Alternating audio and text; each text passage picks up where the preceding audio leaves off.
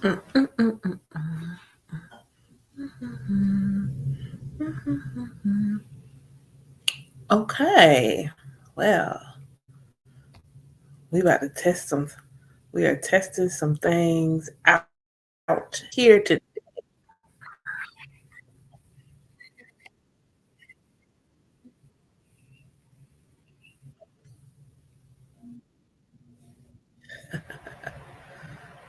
All right. Well, okay. So looks like I am live. We'll see if it goes live on Instagram because I'm trying it out. Go live in a few places. Going live in a few places. Good morning. Good morning. Good morning. Today Friday. Happy Friday. Happy Friday, everybody. Good morning. TikTok is first in the building. I don't know if I'm going to be able to tell when Instagram goes live. Um, and I'll see anybody on Facebook and YouTube. So we'll just see how this goes. We're just gonna give this a whirl and see how this goes. So happy Friday. If you are new, you're here. Hi, I am Andy Fadani of Omi Shango. I am an Ifa priestess and spiritual awakening doula for the African American diaspora and spiritual abolitionist. And I have not been live in quite some time. So I decided that today I'm going to go live and kind of talk about Mercury retrograde because that's what's hot in the streets right now, other than like the holidays and things like that. Happy holidays to everybody. Um, so for the folks that are not on TikTok, if you're live, be sure to drop a comment so that I know where you're at. Are you on the Book of Many Faces, the Tube of You, or are you on Instagram? Since I am trying live on Instagram through StreamYard for the very first time. So now that we have got all of that situated.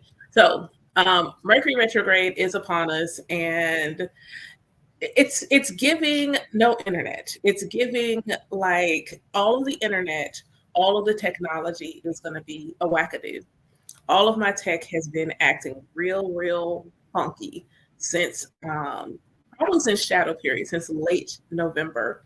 So for those who do not know what Mercury retrograde is or what it means when a planet is retrograde, this is the visual of how the planet looks when it is from Earth's perspective.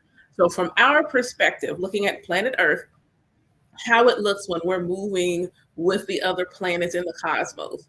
At some points in the year, the planet slows down. And because it slows down from our perspective, it looks like since we're moving faster, it looks like that planet is going backwards. This is what retrograde motion is called. And so most of the planets at some point or another go retrograde, but Mercury tends to go retrograde more often since it is the fastest moving planet in the solar system. So, Mercury retrograde, we tend to have at least two or three of those happening throughout the year. And since I haven't gone live in a minute, I said, what am I going to talk about? I said, I'll do Mercury retrograde because right now, one thing has been pretty consistent. Everybody is like, why is the internet so slow? What is going on with my technology? Why is technology acting weird? And most people don't realize Mercury is the planet that deals with our technology. So, um, I got some things from an astrology perspective, and I also did divination. So I also did divination to see what does I have to say about Mercury retrograde. What is it, the umbrella of the energy that we should be learning about, paying attention to, and also just some tips and things about things that we can do overall in general when it comes to Mercury retrograde. So because Mercury retrograde is thoughts, ideas, Mercury is thoughts, ideas, communication, short distance travel. So all of these things and things that are underneath those umbrellas are things that could be impacted during Mercury retrograde. Because from our perspective, Mercury is moving much slower. So things that are dealing with communication, things that deal with communication. So your internet connections are much slower because Mercury is moving from at least our perspective. I don't know if anybody else has been like, cussing at their laptops or their phones or while streaming, everything wants to buffer. I'm on Crunchyroll and I can't seem to get my what you call it? What am I watching? Right, Juju Kaisen to go 3 episodes before it starts to buffer, and I have to close it out. And so this is a common with Mercury retrograde. If you've been having issues with your car or travel seems to be a challenge for you, like this is going on with my car, that's going on with my car, things of that nature. Common themes of Mercury retrograde. Why? Because Mercury retrograde is short distance travel. So making sure you do things like backing up all your passwords. When I was a project leader, I would pop into the chat and like, hey, Mercury's getting ready to go retrograde. Write all of your passwords down. All of them. Write all of your passwords down. In fact, go change your passwords. Go change your passwords on Mercury. While Mercury's in shadow, change your passwords. Do all the routine maintenance on your car. So get your oil change. Make sure your tires have air in them. Make sure all of your fluids are topped off. Do all of those things before Mercury retrograde is direct, because Mercury retrograde can do things like, I think last year, Mercury retrograde, I had to get a tire every retrograde last year because it was also happening in an earth sign. So paying attention to things like that for Mercury retrograde, being mindful of your communication, because Mercury retrograde is thoughts, ideas, and communication. So how you communicate. So if you're someone that works in an environment where you have to send emails, making sure that someone is proofreading your emails for you, read it out loud, make sure you don't have a word missing so that what you're trying to convey actually makes sense. Being mindful of what you're thinking when you're doing your decision-making process. It's typically not a good time to go into legally binding agreements. So contracts and things like that, Mercury retrograde is not the time because things can be a little wonky. Things can be a bit convoluted. Your intuition is the thing for Mercury retrograde. Listening and trusting in your intuition is what we want to do during Mercury retrograde. So even myself, I find that I am, even if it's just throwing shells, more often than not, when I have a question or anything going on, I have been like going to my intuition, going to spirit, like, hey, before I do something, because this particular retrograde, Mercury was making some interesting aspects to Mars, and will be making those aspects again next week. So Mars, you think about fire, passion, um, fight, war. So Mercury retrograde, Mercury making aspects to Mars can make you a bit fiery in your communication. So rather than me say something and that's not what I really mean, or that's not where I should be going because I'm feeling hot headed, this is a time for me to just, okay, be mindful. I also have found a lot, especially the last few weeks, like really sitting with SU, like, hey, let confusion find its way someplace else. Let me not be confused. Like, this is a time Mercury is also aspecting Neptune. This is not like, no, like, let someone else be confused. Let me not be confused. I don't like the spirit of confusion needs to go find its place someplace else. It does not need to be in my home or with any of the people that I love and care for. So I've been speaking that over myself and the people in my life, because Mercury is in fact making aspects to Neptune. And in terms of planets, Mercury has an association with Eshu. Hey, Cezanne, Alafia. So asking for Eshu to make sure that you are not confused is a really good thing to do during this time. So here's the astrology. Thank you for the likes, TikTok. Here's the astrology for Mercury retrograde. So Mercury went into pre-shadow around Thanksgiving. So around November 25th, it was in pre-shadow. And the pre-shadow period normally is like the prelude. It's normally, thank you for the roses, Quiney. Hi, sweetie. Hi. The pre-shadow period is like the drum roll, please. But you were probably in a space of really like a lot of reflection, a lot of sitting with yourself. You may have gotten some really interesting ideas towards the end of November. So that's when pre-shadow began. Mercury stationed direct as retrograde on December 13th. Agbo Atomo, Alafia. So like it's stationed and it's retrograde in the 13th in Capricorn. So think about Mercury in Capricorn, this is very grounded energy. So you may not, at the beginning of retrograde, felt scattered. You may have felt very grounded in how you were thinking. You may have like, okay, some practicalness. It was feeling very practical with the ideas. Whereas like for shadow period, you may have had some like pie in the sky kind of ideas, like I want to do this and that and this and that. No idea how to get it done. But around the time Mercury first hit retrograde, it's like, okay, all right, I need to ground a little bit. I need to ground a little bit. Me personally, spirit called me to like no meetings. None. None? None. Had to cancel all my appointments, had to move stuff with clients. Like I couldn't talk to nobody when Mercury first went retrograde. I just like it was like a few days after once the energy started to settle is when I was able to kind of like settle in and get back to like talking to people. Hi, sweetheart. Talking to people and things of that nature. So now Mercury is sliding out of Capricorn into good old Sagittarius. So we're going out of the earthy, stable energy into the fiery, passionate, expansive guru energy of Sagittarius.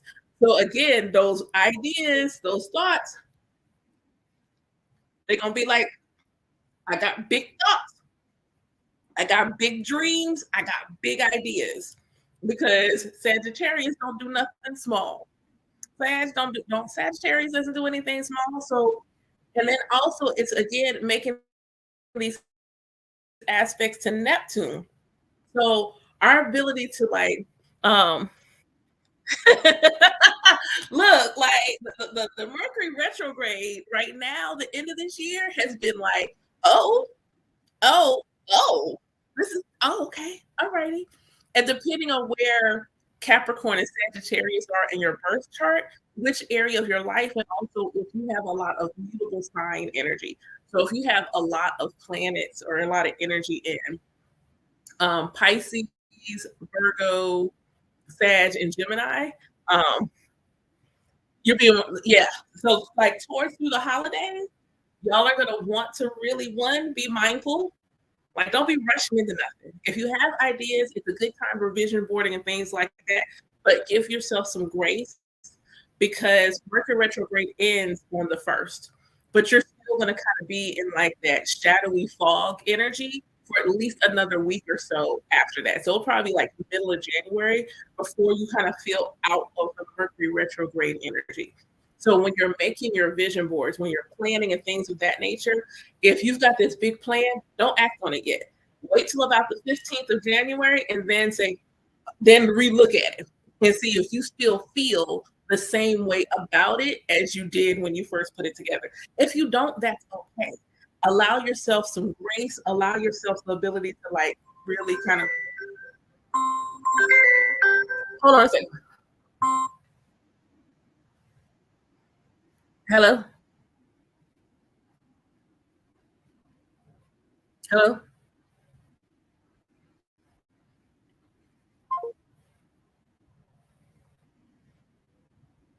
Sorry. Sorry. My phone message. A phone message. Um, so where's that? Oh, yeah. Making sure you just give yourself some grace as far as how you being able to pivot and move as you need to. So some of the things that I came up was beginning pre-shadow, you may be operating in a space of delusion, and then so around the end of November. So by the end of this month, so next week, whatever the delusions were that you had in November, you will be able to see them clearly at the end of December.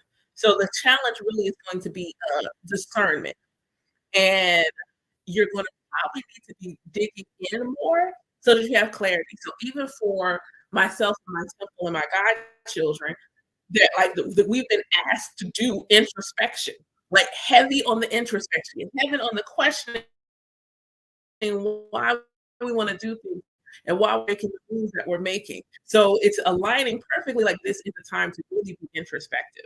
Keeping a cool head. Let me say that one again. Keep a cool head, especially coming into the holidays with family and people and all that excess energy. When you feel real passionate about the thing, take a breath, Take a breath. Take it like a real deep, full breath before you start talking about it. It's not that you can't be passionate about things, it's great to be passionate about things, but just be mindful of how that passion is going to come out. You may want to rechannel your passion. It is also a really great time for charitable works. So if you're feeling like you've got some ideas on how to give back to the community, how to show up in the community, focus your passion there. Um, when you really wanna have your plans, I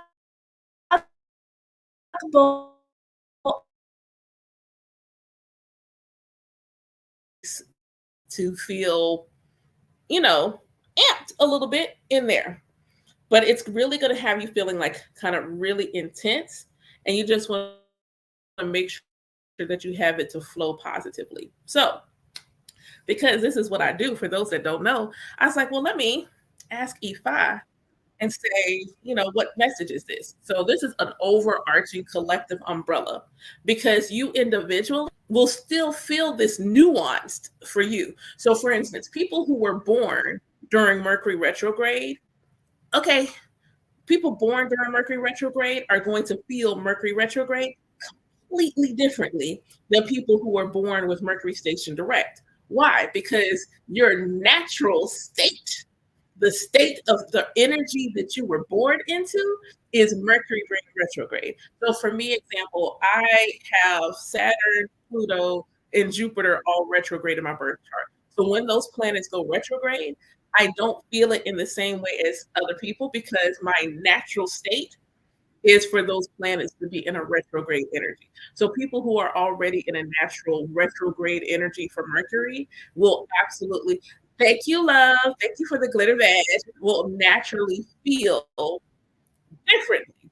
It also is what area of your life. So if you're looking at your birth chart, first off, what house is Mercury sitting in? That's going to be the most potent one. So what house in your birth chart is Mercury retrograde transit? Where is the actual transit happening?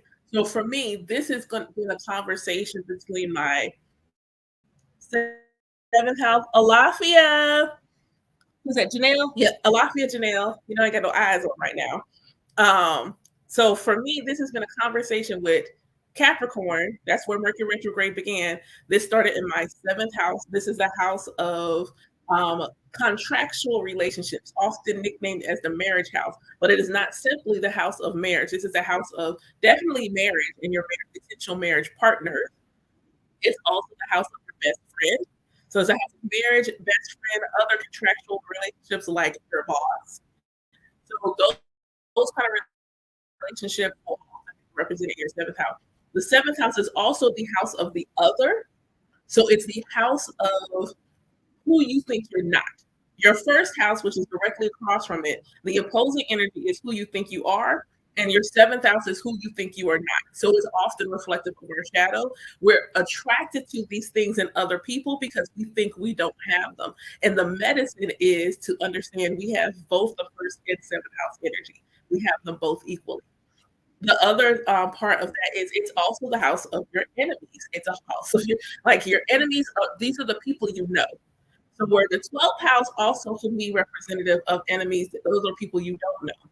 But your seventh house, oh, I'm having a whole aha, but anyway, your seventh house is the house of enemies. There are people that you actually know, like you know these individuals. The 12th house might be people hanging out in the shadows, like I don't know you yet. How you beefing on me and when you like from outside the club, you can't even get in. Like that's what the 12th house was. But the seventh house is like they in the club with you. So for me, this has been a conversation between my seventh house moving back into my sixth house. So what is the sixth house? Sixth house is health. Sixth house is my day-to-day life, the habits and things I do on a daily basis. So when I think about seventh to sixth, it's like these people that I interact with on a daily basis, these people that I am closest to on a daily basis, how I show up how I allow this aspect of myself that I don't feel like it's me, is not naturally tapped into, and how can I integrate that into my life on a day-to-day basis? And I'm looking at them through the lens of Capricorn for the people and Sagittarius for my day-to-day life. So for yourself, you want to do the same thing. You want to look at your birth chart and see where is Mercury transiting. So where is the movement happening currently? You also want to see where is Mercury at naturally in your chart. So where were you when you were born? Where was Mercury? Because there's going to be some things happening there. So for me, it's my eighth house. So I just got a whole like 6, 7, 8 for me. Just 6, 7, 8. That arch right there for me is going to be real busy, and it has been like real. Thank you, love. It has been really busy. So you also want to look at where are your Mercury ruled houses. So Mercury rules Virgo, and Mercury rules Gemini. So you want to look in your birth chart, see where are Mercury and Gemini. Those areas of your life will also be slightly impacted. It won't be as potent as where Mercury is transiting, but you'll see some nuanced themes coming up from where Mercury in your birth chart. Those things will also be at play. People who have a lot sun, moon, and rising, if you have sun, moon, rising that's a mutable sign or a Mercury based sign, you will feel this most. So if you are a Virgo, if you're a Virgo, Gemini, Pisces, or Sag, you will feel this energy most prominently since it's happening in a mutable energy. So you're going to feel it most prominently because of that mutable energy. Earth signs will probably feel it, but it's going to be a bit more grounded and more settled. So again, it depends on where these energies are falling. So hopefully that was a lot. It's a lot. You can always watch the playback on the tube with you so that you can rewind and kind of check and look at your birth chart and check and look at your birth chart and see what's going on. But so I asked Ifa, and I said, Ifa, what is the overarching themes, messages that we as a collective body, what kind of themes are we all being asked to look at when it comes to Mercury retrograde? Also, for those that don't know, in the United States is a Sagittarius rising.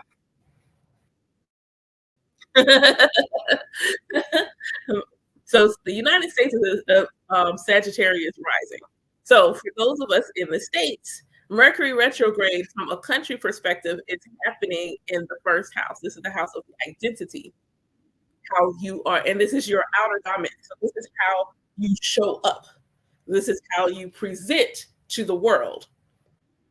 So whether this is from a country level or individually, even if you are not a Sag rising, you may feel compelled to think about how you present to the world. You may be doing things like changing your wardrobe. All of a sudden, you may stop wearing certain colors. All of a sudden, you may be changing your hair. These things might be coming up for you individually because there's an energy across our country regarding our outer garment and how we present to the world. Um, this also can relate to so many other things, and I'm just like, okay, I can see that. I can see that. So when I asked Ifa, what's the message?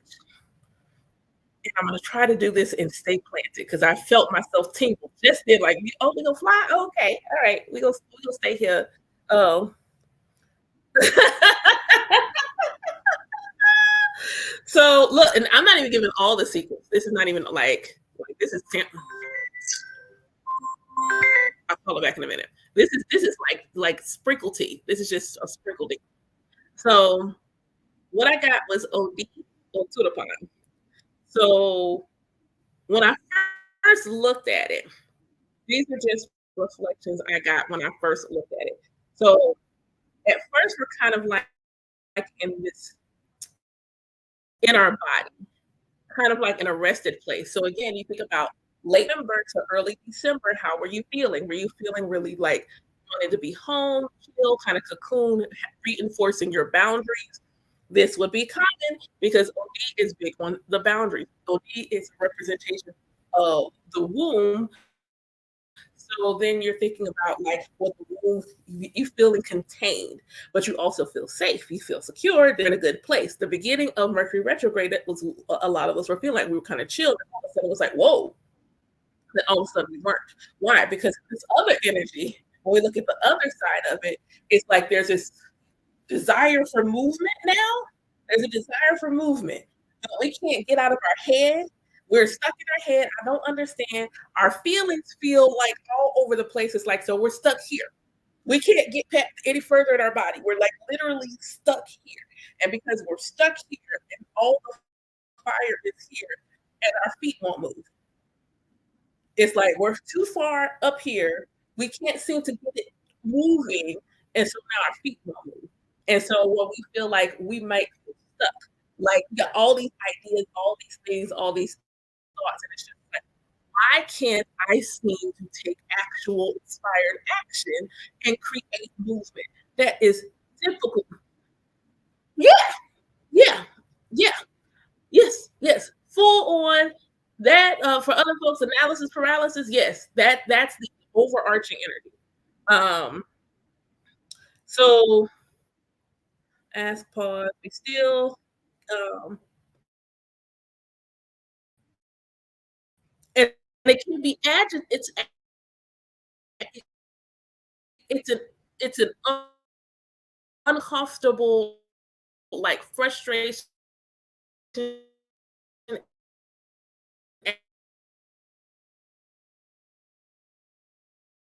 us good health. We are being asked to be still, like like cocoon at this time because we are going through a rebirthing process. And if you can see this just watching some people normally don't talk about surge is happening, and so when we come out of the other side, this rebirthing process allows us to have better health mentally, emotionally, spiritually, and physically. So for some people, let's say you have Mercury retrograde like me happening in my sixth house. So there could easily be some things that change regarding, for instance, there's some taboos that have come up around food, and this taboo around food may easily bring about a change in my body, thus bringing about better health for me. So, and there's some other things that will come up that come up to like health in the body as well. So, making sure that you are paying attention to where you are asked to be still, where you're seeing a pause, because that pause, that area is going to get movement again, but it has to go through a rebirth. Retrograde is a time to restart, reevaluate, rethink.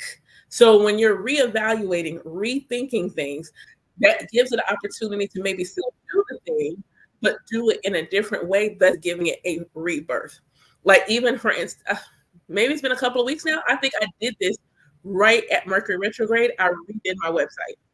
I took a moment and I was sitting there and think about it. I said, I need to rebrand, not full blown, but I need to rebrand. I huh, I think it was shadow period when I announced that I'm no longer offering tarot services on my website. So all of these, and I'm like, and I had to rethink about it because revisit because tarot was something I always had.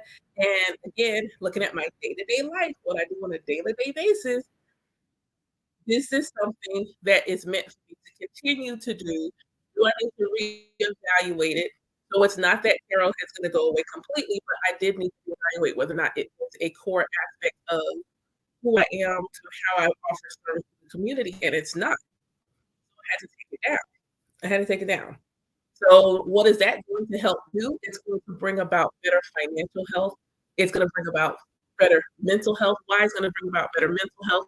Because I'm going to be in a better place financially, so I have more peace of mind. This is going to improve my mental health. What does it also do? It's a ripple effect. Now I feel good. I'm happy. I'm in a better mood. Now I have better emotional health. And then I'm also going to have these more spiritually aligned,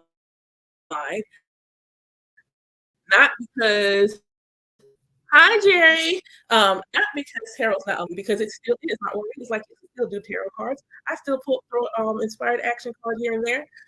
It was never the thing that drew in the prosperity that I was meant to have. It wasn't that I didn't make any money. I can go live right now. I can grab my deck now and make a few dollars on live. That's what it's for.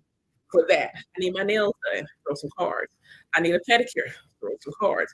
I want to order pizza. Throw some cards. So I can use it for that. If I want to do something out in the community, and I only have a short amount of time, but I want to be able to service a larger body of customers in a shorter period of time. Tarot is a great thing for me to use for that. I will probably still do things at the apothecary and other shops where I read tarot. But in terms of what I offer tarot as a regular service, and I got like at least one godchild in here that I can say this so they'll feel proud of me that I had someone go to my website, call looking for service. They were looking for a tarot reading, and I told them I don't offer tarot, but they did book an E5 divination. So I don't offer tarot readings. I offer E5 divination, and I also do calorie sales, which ironically came up in the Odoo. So it also talks about lack of planning bringing about illness. Everybody knows what time of year it is. Everybody knows what time of year it is. So if you're not already being proactive to take care of your physical vessel, if you're not already doing things like, let me make sure I'm taking my vitamins every day. If you've got herbal supplements that you're taking, doing the sea moss, if you're doing soursop, whatever the case is, if you're not doing these things proactively, see, a lot of times we wait to do these things and be reactive.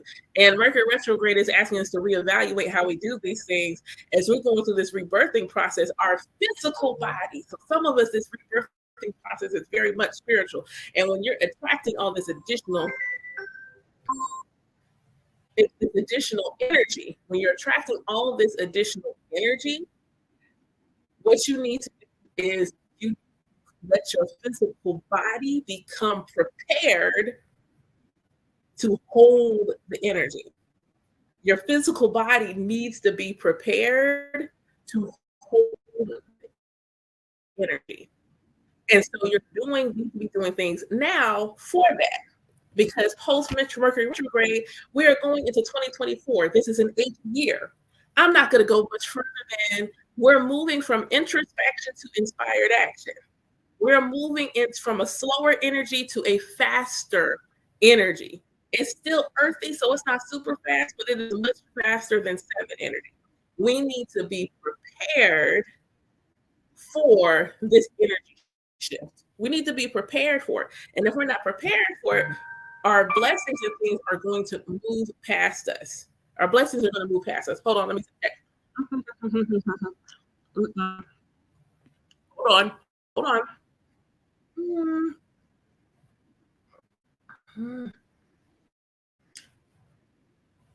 You're right back. Okay. Sorry, I had to respond to the text so that she didn't think I was ignoring her call. So making sure you are physically prepared. If you know that you have things you want to do in 2024 that require money, making sure you are financially prepared, making sure you are spiritually prepared. This preparation is going to make sure that you are okay. So even with this thinking about illness, all the things to fortify your physical vessel so that you are not getting sick. Or if you get sick, then you don't stay sick long. My next door neighbor, bless his heart, I needed cola nuts from the store and some liquor for the spirits. And I asked him, and he said he was, coming down with something. So when he came back to pick up his stuff, I have some soursop bitters in my fridge. So I gave him a little jar of soursop bitters, put him some tea in a bag. Here, take this. It's gonna purge your body, but you'll feel like a new man when it's done. Let it get whatever's in there. Let it get it out.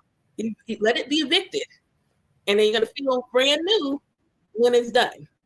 Going ahead, and I can say that even for my kids, like, oh, you sound like you got a tickle on a leaf. Here you go. Here you go. Take your tea. Drink your tea. I give it to them like medicine. So making sure that you are taking those steps as well to make sure you are in good health, making sure you're in good health. Um, it also talks about people coming together and honoring each other. So if you have friends, teachers, elders, a partner, spouse, significant other, it talks about honoring each other's ori, which I think is such a beautiful, beautiful call out. If there is someone and y'all been riding together, like this is your like ride, like y'all in it, y'all are in it to win it, and y'all have a very special and sacred bond, and there are goals and things. I just saw a video where it was a couple talking about they family plan, they basically vision board for the year ahead every year. They get together, what are their goals, things like that. So you and there's someone in your life potentially that you might want to do that with. Honoring their ori, them honoring your ori can fortify the both of you so that you are moving forward in the most beautiful favorite form of your destiny because your ori is the destiny. And if this person loves you and you love them and the both of you are like offering blessings to you, like that's a different kind of love. Like, yay! Like that's a different kind of love. It's a different kind of love. Um, being mindful of asking for like protection around being pulled into things that you ain't got nothing to do with. It's the holiday season. It's easy time for a bunch of people sitting around. You get pulled into a conversation. Everybody's busy. You don't even know what's going on. Why are you pulling me into this? So making sure to ask for protection so that don't have protect your mental. Like just make sure it don't happen. Like don't pull me into nothing that I don't have no idea about. Tell your people. Tell your people if they out running the streets, they can't use you as an alibi and not tell you that you the alibi. They can't use you as an alibi and not tell you, oh, by the way, you an alibi. Because how you gonna be the alibi? You don't even know. Somebody gonna ask you, hey, have you seen someone? So you be like, no. And then they're gonna be mad at you, and you're like, you don't even know that that's the role you're supposed to be in. So just ask for protection around those things. Uh, it speaks about receiving gifts. So be open. It's the holidays.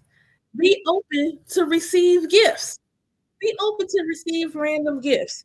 It talks about financial success. Again, here goes that planning and the preparedness.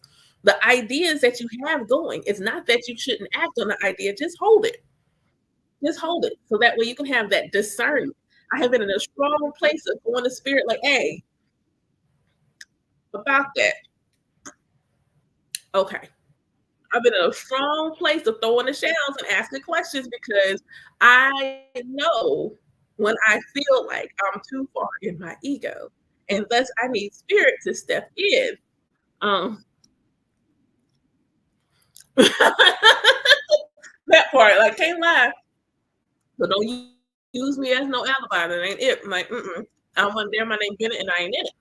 Um, there is also, if you are somebody who is looking for children, this is a great time to give offerings for conception, if that is something that it. And again, it's so timely. Like the message is so timely because what is it? It's cold. It's winter time. So what are we doing more? We're staying in the house. We're snuggling. We're booed up. We're booed up. We're cuffed. We're in the season of being cuffed. We're in the season of being snuggly and things. And then you know, yeah. So of course, if you are someone who's hoping that this time of year brings about, you know, children, this is a call to say, hey, you might need to get with your spiritual court and get some offerings because it talks about this being a time. Right, right, that part. Um, get paid for what you do. So shouts out to everybody who's been giving me gifts and glitter badges for my intellectual spiritual labor. I hope that comes back to tenfold. Um, which probably I should say more because I mean, if you know how much the glitter badges were, you'd be like, oh wait, his fold is like $1. But I still hope it comes back to you in blessings. But getting paid for what you do. So if you're someone that offers goods and services, it's a holiday time, and I know you want to give. I know you want to give. Like, well, this is not the time. This is not the time. You ain't no, no, no. I love you. Mean it. Everybody got to eat.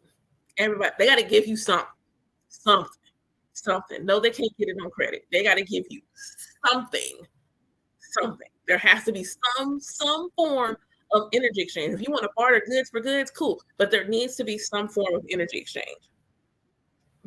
So this came up for my temple, and now it comes up again for the collective for Mercury retrograde, and it is 1:11 on the clock. Be mindful of the company that you keep. Be mindful of the company that you keep. If you have been feeling away, and this is how you can start paying attention. You talk to certain people. It don't even have to be in person. You converse with certain people, and all of a sudden you want to go to bed. You're like, you're tired. I want to go to sleep. And it doesn't mean that they're a bad person, but be mindful. Be mindful of that. Every time you tell this person something, you get ready to tell them something good, and they immediately, and it's not that having like an idea of the worst case scenario inherently is bad, but if it's the first thing and the only thing that the person has to say, they can't think of best case scenario. The only thing they can think of is worst case scenario. If you know that you are moving in a certain way and the people that you are trying to hang out with, spend time with, are not moving in that same way, and you can't seem to get in one accord with the, it is not the time for you to hold on to people because they're comfortable. Because what the 8 year wants to bring, everybody is not meant to bear witness to. What 2024 wants to bring for a lot of us, everybody is not meant to bear witness to. So that Mercury retrograde asking us to reevaluate the company that we keep, being mindful of who we spend time with.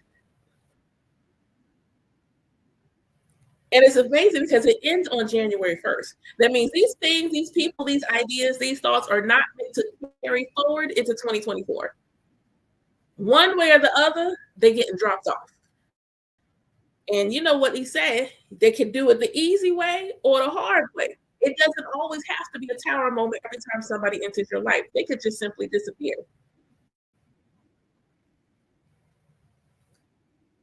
That part, that part. And that's why the company you keep is important because you can't, you're not going to be able to share everything. You're just not. And that's okay. That's not inherently a bad thing that you will be called to keep some things to yourself. And that's all right. You will know when it is time. And what I got in a different Odoo recently was like, let it be fully fleshed out, fully born. Like it's, you already got like, if it's an event, you already got it's book date, all those things are already in place. It's born. It's born. You're just simply sharing the new thing, the new baby. And the fertility can also be fertile ideas. You could be fertile ground for new ideas, but this also felt very specific to physical body since health and OD is present. Like there's people who trying to have babies. There's some people trying to have some babies, and just saying it offers medicine on having babies. Mm.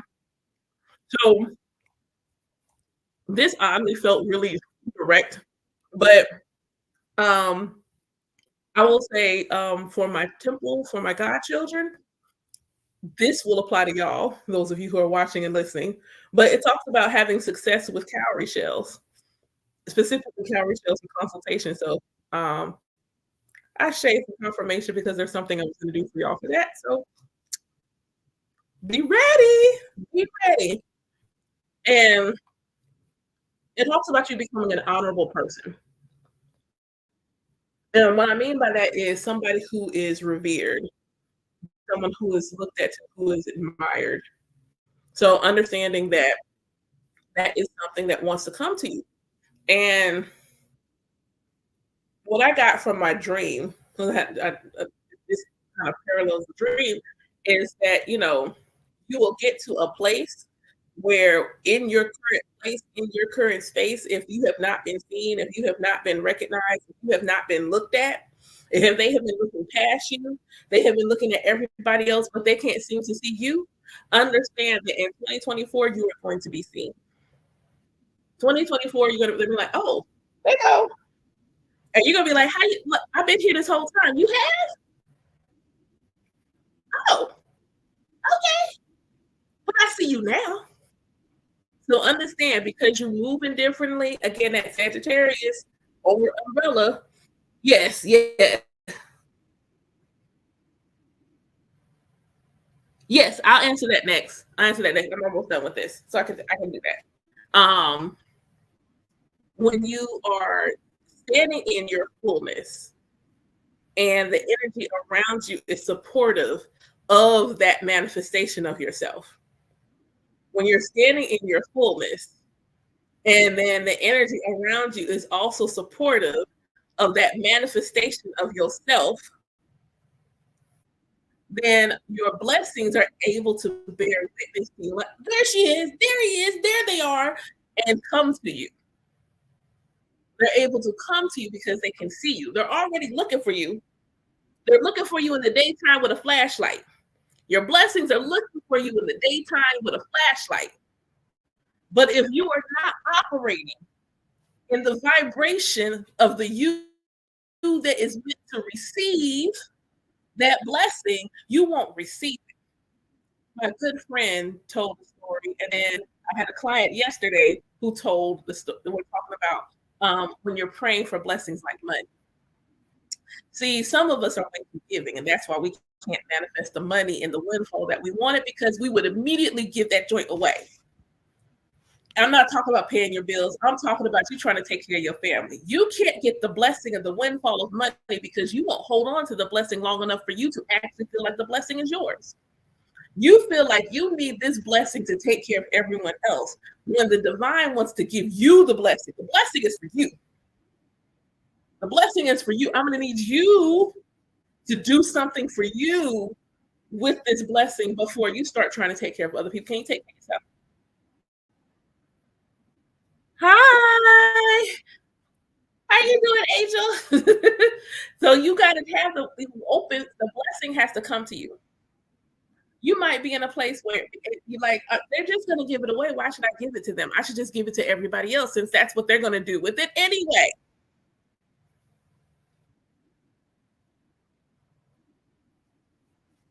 That might be the case.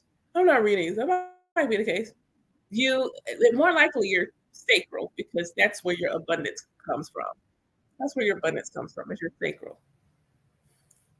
So understanding that you're where you are energetically needs to be in alignment with what the blessing is. You got to be in a space where you and the blessing are vibrating together.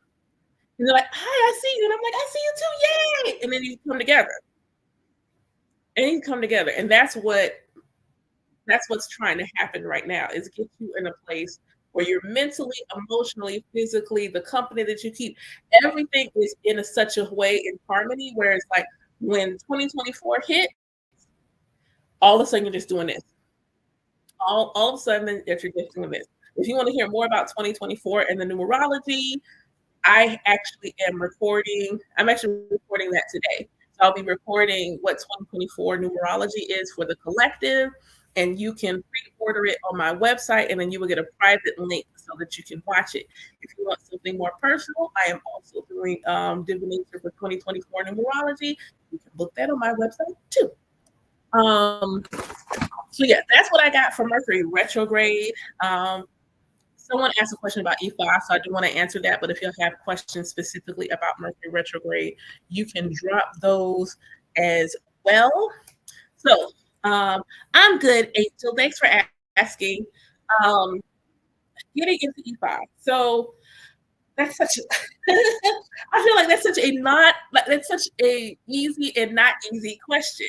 Um, so this is what I would suggest, is that number 1, inner work. Well, I'm asking for a block going into E5. First off, you need an elder. You need, an Ianifa, a Babalawo. Kind of depends on which way you want to go because Ifa has many children. Ifa has many children. You have people who are more Isheshe. You have people who are Lukumi or Santeria. So you need to decide, you need to study, do research on some of the nuances. There's actually a blog. If you do a search for the differences between them, it's a really great breakdown. So that way you can see which child of the tradition is the tradition that will hold the medicine for you, because everyone one isn't meant to receive the same medicine in the same way. Once you know the tradition, do you need someone that's Lukumi? Do you need someone Santeria? Do you need someone more Isheshe? If it's very Isheshe, do you need someone over on the continent or you need someone in the diaspora? Once you know that, once you have that particular part of it, then you can ask your Ori and ask your ancestors to align you with the elder in that tradition, because then there's the extra layer of medicine. So there's a medicine that the tradition has, but then you need the right physician to administer the medication. You need the right physician, because even the right tradition with the wrong physician, your medicine ain't gonna get to you the right way. You know how it is. You can go to the doctor. All these doctors went to medical school, but you might have this one primary care physician, and they know the same thing this other primary care physician knows, but they're not taking care of you the same way. So you still need the right physician, meaning the right elder, who's going to be able to administer the medicine of the tradition to you in such a way where you're able to receive it in the way that is most aligned to you and furthering your destiny. So those are the things. And how you know your elder is, one, you ask your Ori and your ancestors, make it clear. Make a list of, you think about, everyone has had a teacher, a mentor, a coach in our work environment that we love. What did we love about said mentor, teacher, or whatever? Write those things down. Did they have great communication skills? Were they funny? How did they give you feedback? These are the things, the quality you want in your elder. A mentor, a coach, and things, because that's because it's spiritual doesn't mean the things that are going to help you receive the medicine change from the way you would have received the medicine in a corporate environment. You still need your medicine given to you with a particular set of skills. It still needs to come to you in that fashion. So you need to know, how do you want to be taught? How do you want to be mentored? What does that need to look like? What does the bandwidth of said elder need to be? You need to have someone who is going to be able to give you more individualized time, or someone that's going to be able to give you tools and resources you study and come back to them. What does that need to look like? Then see if they've got social, if they've got social media, because chances are that's 9 times out of 10 how you're going to see them. Watch their videos. Watch how they teach. Watch how they interact with people in the comment section. This is going to give you an indication, at least on a small scale, how they are. And then, if once you are kind of really settled, or maybe like, I would say 1 to 3 tops, like who you might potentially, that's the interview process time. Get a divination. Get a divination. And I'd space them out. So there's no rush. In 1 1/4, get them different. The only other way, like I would say, do it is a tool, like some other tool that you can use, a pendulum or something. Ask, divide it. Which one of them? But you want to make really, like, there's no rush for the process. There's no rush, because you're going to be able to receive the medicine. If they have a temple where they have services and things where other people can join and learn, and classes and things of that nature coming in 2024, go to them, hang out with them, spend time with them, see how they nurture and grow community. And that way you can be getting some of that medicine, but then you haven't necessarily settled on who is going to be your home. Now, once you're able to, see your home, then cool. and understand the relationship between student and teacher does not have to always end up being a lifetime thing. Some teachers are only meant to take you so far, and you need a teacher that also understands that, that doesn't have a sense of ownership over you and your life and your destiny. When a true teacher understands that, um,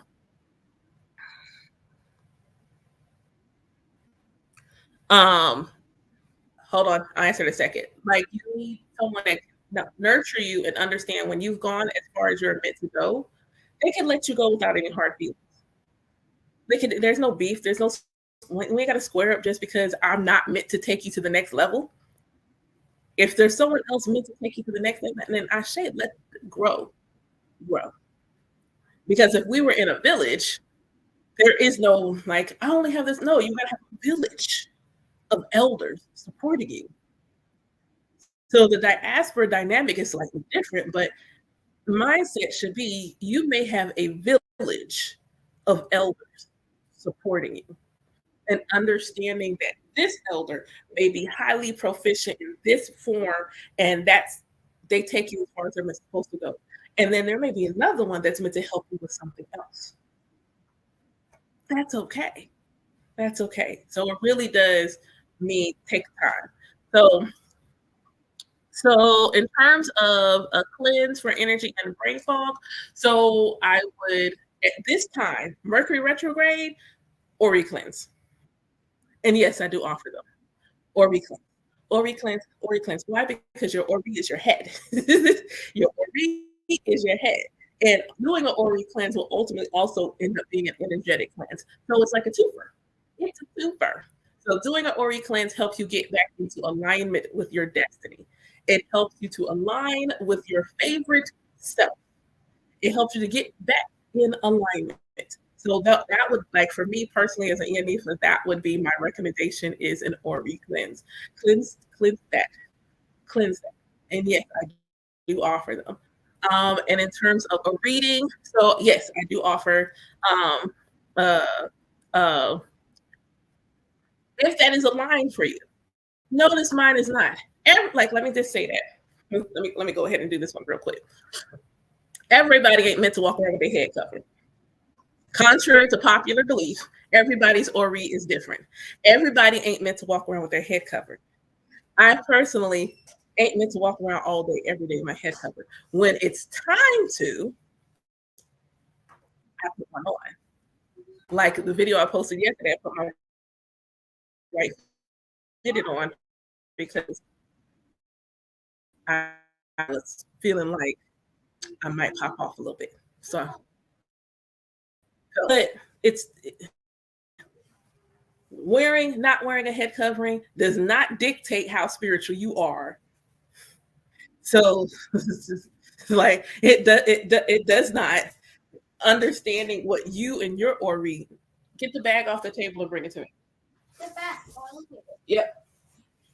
Your food is in the bag on the table. Um, you and your Ori will know what is meant for you. I know when I'm supposed to cover some, put something on my head. I know. Most times not. My godchildren can indicate if I come into session and I'm getting ready to do divination or something, I'm getting ready to call down spirits and my head is covered, it comes off. It could be like just a little scarf on my head. It's got to come off. I'm not meant to work that way. I got to be open. I got to be open. So I have to take mine off. But like I say, I'm getting ready to go to the mall or something. And it kind of depends. Thank you. It's a busy day. It's a busy day and I go to the mall. And I might just like, oh, that fit it on. And also the version of the covering.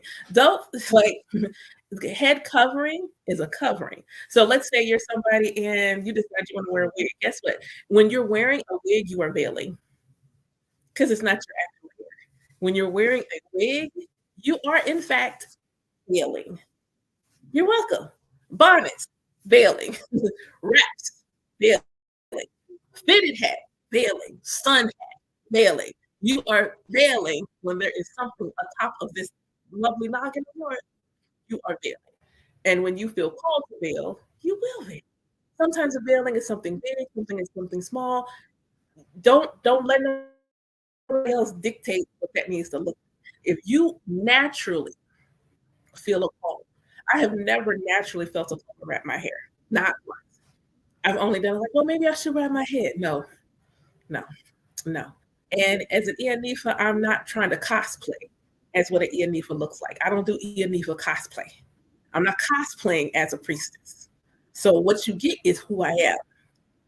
What you get is who I am, and that should be the same thing with everyone.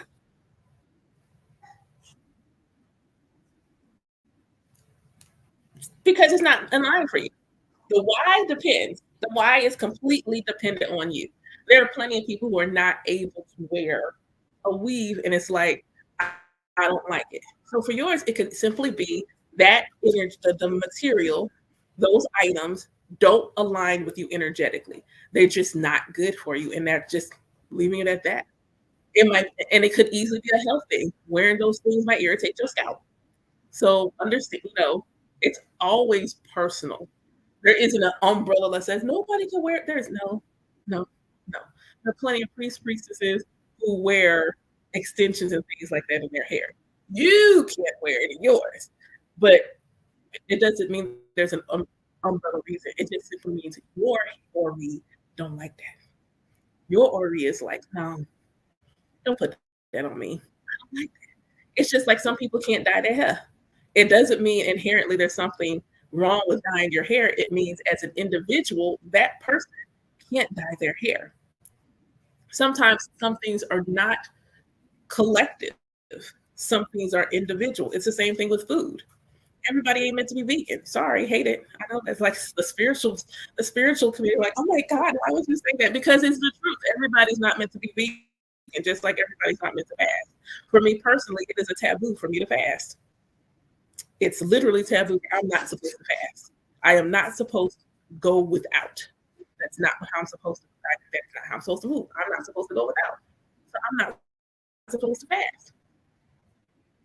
If I have to do like a fool. Like I'm not. No, I gotta just let something go. More like I can't fool on fast. That's taboo. I can't do it.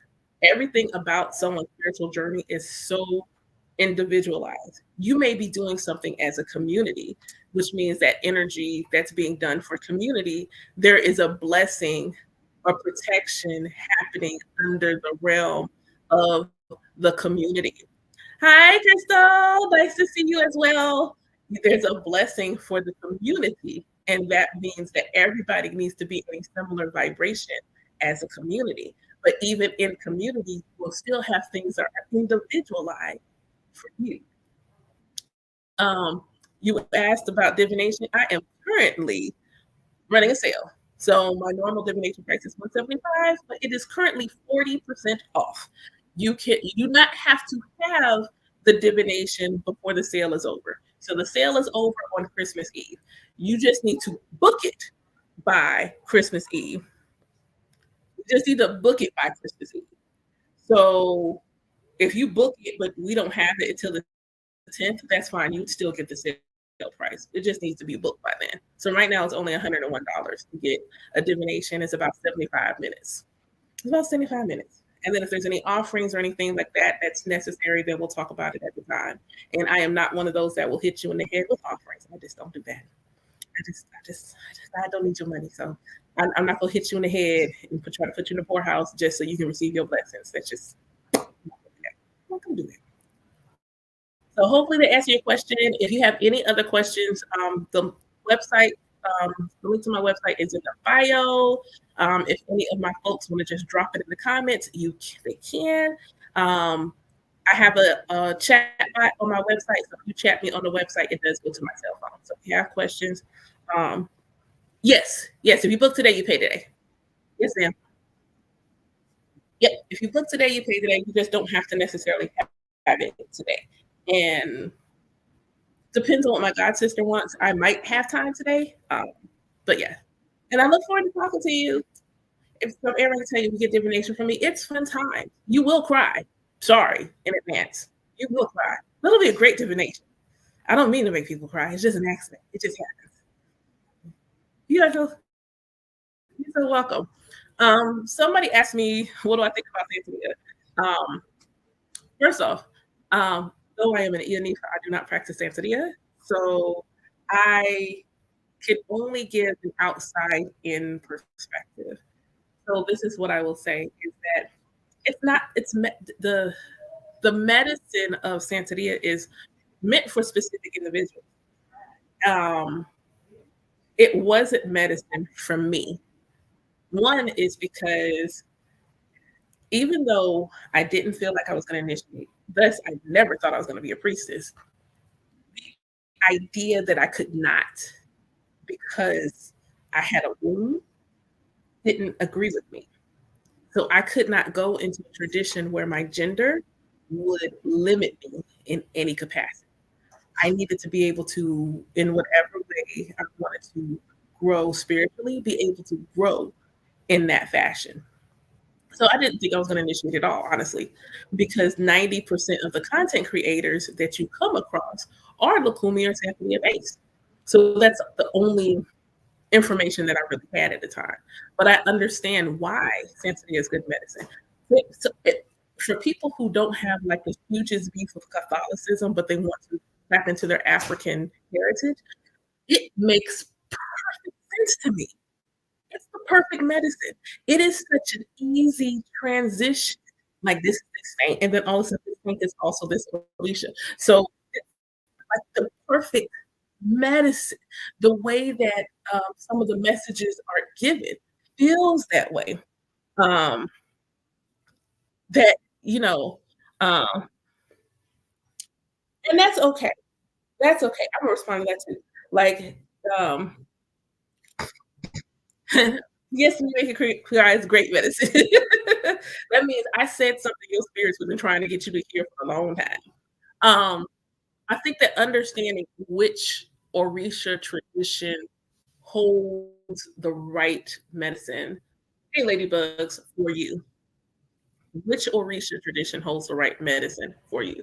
So I didn't only need Ishashi, I need Ishashi from the African American healing. And so that was the right medicine for me. That may not be. Some people need to go to Nigeria. I want to one day go, but to have my godmother there, I needed my godmother to be here. I needed to be born in an elay of nothing but womb holders. Why? Because I was in a space of trying to really cultivate a bond with my divine feminine energy. So I needed to be in an elay of nothing but womb holders. Being in of nothing but womb holders forced me to. I needed a godmother that could see, see the savant. That's a good way to put it. I needed an elder who could see the savant and make the savant come forward. Needed to like, hey, here you go. Here's the tools. Here's how to use them. And I trust you. You learn do what you know what you're supposed to do. Ashe. We do. And that's the beautiful thing is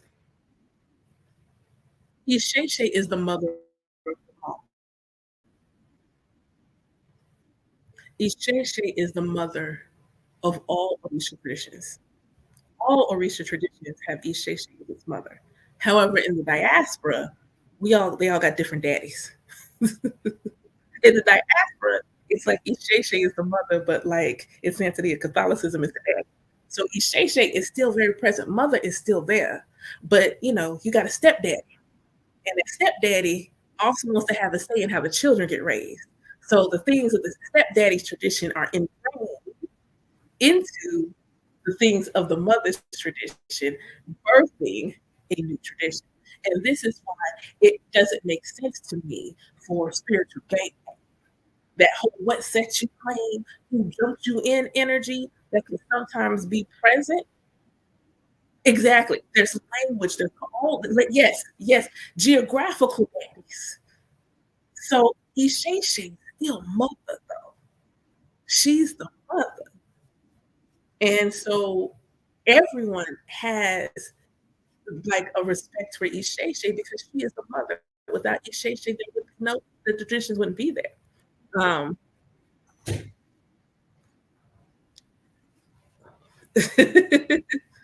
Like, it's Odu means womb. That's what the word means. It means womb. The whole of creation was birthed in a womb. Olodumare means owner of the womb of creation. So what I will say is it's illogical to me for it to be any other way. It's illogical. All of the things, the one of the principal ethics of the tradition is protect women because women are sacred.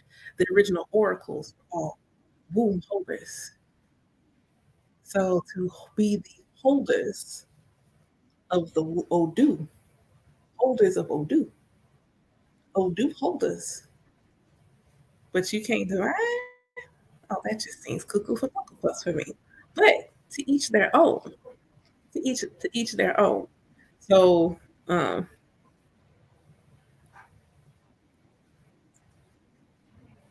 birthed it all and all her babies. Birthed it all and all the babies. So it's yeah, yeah. It's for me it is I needed a very, very specific type of medicine because I needed to be able to birth a very specific type of medicine. I needed to be able to call the oracles back. Mm. Ashe, I needed to call the oracles back. I need, yeah, that's what I'll say. I needed to call the oracles apparently back. I needed to call the oracles back, and I need to be able to cultivate safe space for them to be bold, big, to be free, to um, illuminate and reach their full potential. And they need to be able to get that medicine in a way that challenges them to not play small, that challenges them to like go off, go off. I need you to go off, go all the way, like go all the way. I love sessions with them because I challenge them. What do you like? And I trust them. I challenge them and I trust them. Like, yes, I am Iadifa. I am the mother of my community and my village. But that doesn't mean that I can't see all of their greatness. All of them. Every last one of them. Just bold and big and amazing. Even the ones who like, I don't know that I have any kids and all of a sudden like, oh look at you tapping in. I see you. I see you. I see you. And I let them go at it in their own way. Like no one's growing in the same way. They're all lighting up, all getting bright, but they're all doing it in such vast different ways. Really, and they have the space and the grace to do so. They have the space and the grace to ask questions and all of these things. Like, so the singular guardian angel concept is not in Isheshe. That's very specific to Santa and Lagumi. So my Ori is my guardian angel. We don't assign anyone to our Ori. It is simply our own. Bruh, didn't you just okay. Hello. Close the door behind you. And you take that sweatshirt off. No, go ahead. Close the door first. And then take off your sweatshirt. Um, so no. Now in terms of like do I have my crown, like if you ask me who am I a child of? Orisha. Like Orisha. Who have I already crowned? Shango is who I have already crowned. I have both hands and I am Shango and Yemoja. And I fly a little bit. So but they're just not the last. They're just who I have. Yeah. They're just who I have now.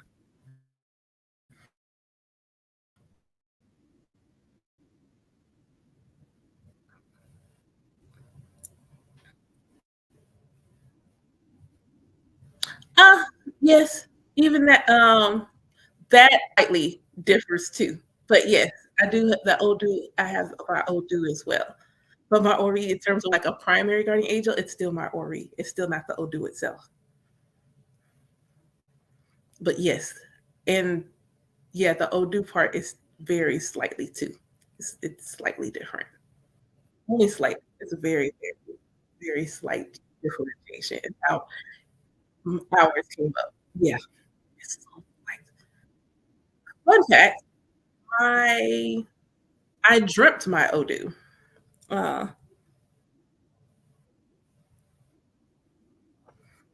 so I saw a video recently about bubbles in the water. And everyone's tradition, lineage, things like that, spiritual background, how their spirits work with them is always going to be different. So what I will say is if you and your spirits take waters as a good sign, um, thank you, love. Waters is a good sign, then it is in fact a good sign. I always take water is it depends. So like typically, like if your house is warm and there's bubbles, well, that's supposed to happen because it's warm in the house. But if it's not in a place where it would inherently be warm and there's bubbles, a lot of people say that is an indication of spirit moving. But a lack of bubbles, depending on your home, does not indicate a lack of spirit because more often than not in mine, the water is always calm. But there's at least 3 folks here that would say, "Oh, no, her house is always full of spirits, always.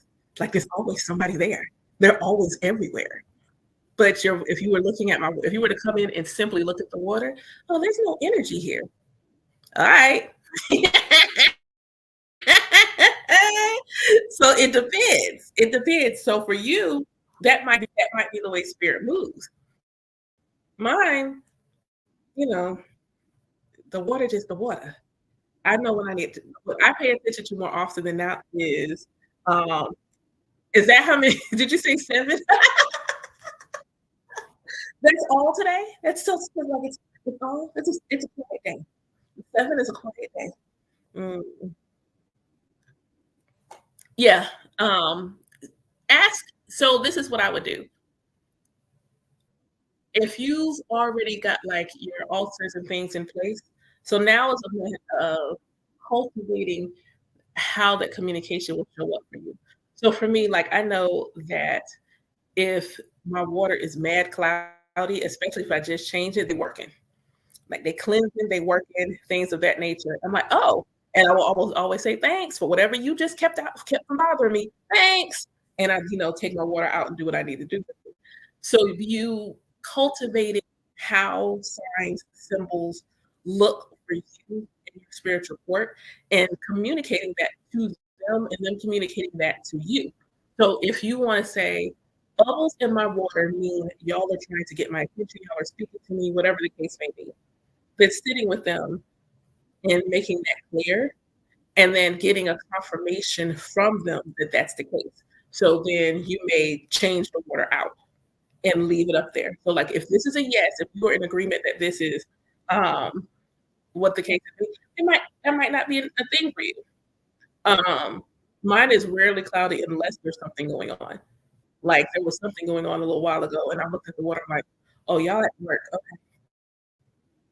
Okay, alright. I appreciate it." I didn't couldn't tell, but the only reason I knew something was going on because of the water. Otherwise, I ain't know nothing was going on.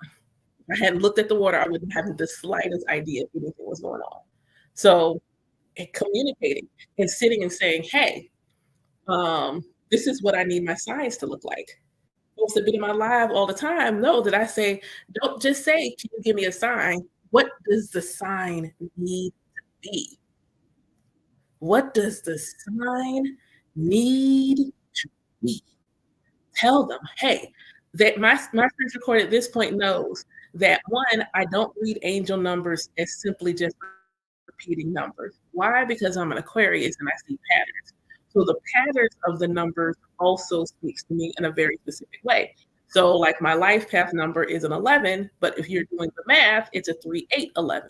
So I see 3811, 3811 in the form of a 3829. 3829 is 1111 to me. And for me, 1111 is not, "Ooh, make a wish." I do have a new habit if I see 1111 on the clock, but if I see 1111, for me, that looks like one of those news. That means open roads. That means whatever I'm doing, whatever I was thinking in that moment, because a synchronicity happens in a certain time. That's the other thing, understanding that there's a sign and then there's a synchronicity, and those 2 can be the same thing. All this month minimum, what are you trying to change, or where are you trying to like, what change is trying to come to you? Where are you trying to change? Or you need travel, or where are you trying to go? Why are you still at the house? Why you ain't getting out? Go outside. Go outside. I know it's cold. Go outside. Maybe a little bit without me. Um, but you know, if you get, for instance, earlier for those that weren't here earlier, I was doing Mercury retrograde, and I had actually gotten an Odoo about Mercury retrograde. In the middle of um,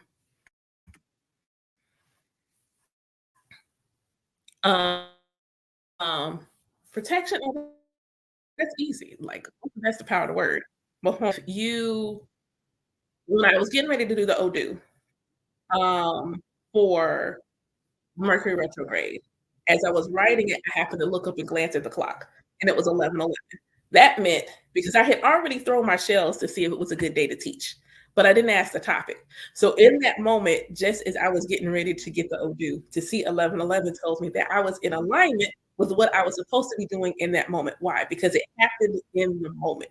A synchronicity, synchronization is a relation to time. The word synchronize has to do with time. So when you see a synchronicity, it's about the time that the thing happened. So if you're driving and you're thinking about going on a trip and you see a billboard, "Hey, book a cruise today," that is a synchronicity. Why? Because you were just thinking this thing, and then you saw that thing related to the thing that you were thinking. That is a synchronicity.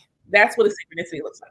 A sign is, it's completely just something else.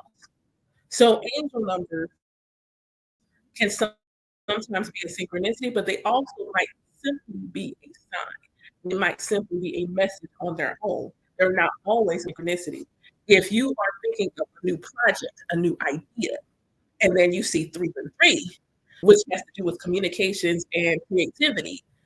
Exactly. It can be both. Exactly. So if you see 333, yes, it is a sign, but it is specifically a synchronicity because you saw it in conjunction of thinking about a new project or idea. 333 is like confirmation for you to put it on paper. Start working on the idea. Start getting the creation process going. 444 might mean indicate, if you think about it in relation to a project, you need a practical plan. You need to build some structure and have it on a stable foundation. Um, um, on there. But if you don't get it in conjunction with something else, it might just be a sign. And this is where you have to, again, communicate with your spiritual cord. Mine knows 1111 means I'm in alignment. That's what that means for me. I am in an open road. I am in alignment. If it's a 38 in there somewhere, say it. You say it. That's how you tell them. You say it. You literally like the answer, like the power of the word, you say the joint. You sit with them and you just say, "Hey, this is what would work for me so that I know that you're talking to me." Like they like just say it. You can literally like the way I recently told my godchildren to visualize themselves in their spiritual court. So your Ori is the supreme of all your divine energy, which your Ori is you. You and your Ori are one. You are your Ori. So in that case, you are sitting at the table. and you have your spiritual court, your spiritual council, your spiritual team sitting in front of you. And they are waiting for you to tell them whatever you need to tell them. They're just simply waiting for you to tell them. Yes, they'll listen. Why? Because that's what they're here for. They are literally here to listen. They're here to listen. That's what they're here for. They're here to help you. They're here to. So, what's going to make that partnership um, with you more harmonious? What's going to make that more harmonious? So, like early on in my journey, I feel like I was very blessed in how my journey unfolded because I got that early in my journey. Talk to your spiritual core about what will be good for you, what will throw you off. So saying things like, so then it's a matter of like if you don't have your car. So then it's a reason why don't you have the vehicle yet? Is the car have a car note? Are you in a position to pay the car note in a way where it's going to where you can afford it? Are you in a position? Because if there's something that you're asking for and you have not received it yet, then you have to dig deeper. That requires it. It's in the shop. So then if it's in the shop now and it's Mercury retrograde, there's a reason you're not allowed to travel right now. There's a reason why you're not allowed to travel right now. That will require divination. But if you are being held up and you're like, for instance, me personally, my car been sitting um over in my driveway probably since June or July. And I'll be like, dude, I'm so used to being able to get up on the go. And what not having a car has done is made me sit my butt down and be still. But it has also opened up my ability to do more things that I wanted to do because um, they don't like I don't have to do all that running. And it also made me evaluate where I need help in my own schedule, where it's like, okay, when I get my car running, now that I know what I'm able to do without doing all that running, how can I make sure that continues so I don't have a car? So that when I have a car, I don't bog my schedule. That's why you keep getting them fives. That's why you get them fives. So sitting with your spiritual partner and ask them, like, hey, you can ask them more specifically, are you protecting me from something? If it's a yes, show me and decide what you want to see. If it's a no, show me and decide what you want to see. And then wait for your answer. And then simply wait for your answer and know they will give you the answer. And if you're specific about how you want your yes and no to show up, they will give you the yes and no in the most specific way. I do spiritual career coaching. It's practically spiritual career coaching. So I do all the practical stuff as career coaching. Um, yes, go outside or sit with yourself. Understand the most powerful spiritual tool you have is you. But we don't learn to wield that. We don't learn to wield that. Alafia, we don't learn to wield that tool. We're not always taught to wield the tool that is ourselves. My guests can tell you before they ever got to ancestors, they had to learn how to feel their intuitive yes in their own body. Not with a spiritual tool, not a pendulum, not a shell, not a rock, nothing. Can you sit with yourself, ask the question, and feel the yes? Feel the yes in your physical vessel. No, nothing, no sound, no word, just feel. Boop, that's a yes. And then move. And then move. Understand you are the sacred instrument. You are the sacred tool. You are, as my godmother would say, you are the most powerful spiritual tool in your arsenal, and you are the most complicated ritual. Thank you, Crystal. And you are the most complicated ritual that you can perform. You are the most complicated ritual that you can perform, and you are the most sacred of your spiritual tools. It is the very first tool, the very first ritual you should learn, and the very first tool you should learn how to wield most effectively before you go to anyone else. When it comes to Ifeshe, Olodumare, or we, you are the spiritual tool, the complicated ritual that you must master. Then, thank you. You need something? Of course, daughter. Okay. Oh, open it. Okay, cool. Bye. You, if you go to my YouTube channel, I teach an intuition class for free. It's a 30-minute class. I give you homework, but I teach you how to feel your intuitive yes for free. I have it on my YouTube channel.